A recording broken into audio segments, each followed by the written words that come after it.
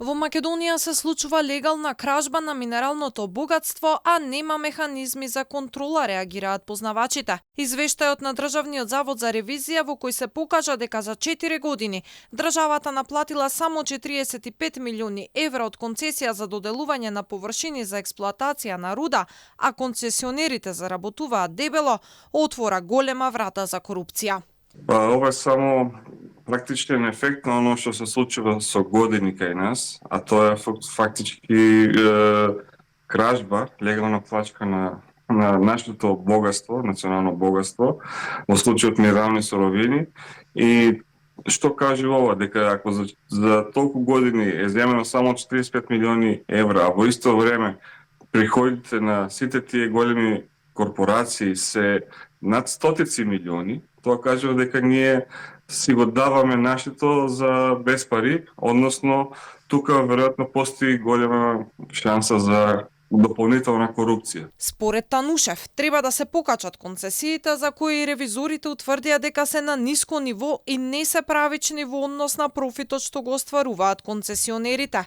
Упатените сметаат дека треба да се зајакне законодавството за да се воспостави ред и да се знае кој профитира и дали соодветно се наплаќа.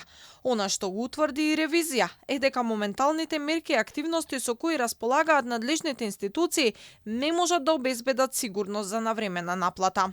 Не може во една Африка да имаме 10 пати поголеми стапки кои што ги задржува државата од концесиите што им ги дава на фирмите во Африка, а кај нас ние да го даваме ова за замислете 2%. И никој нема да седне да направи ревизија некоја или проверка, контрола, царинска макар, на извоз, колку тој концентрат што се изведува е вистински со оно што се декларира.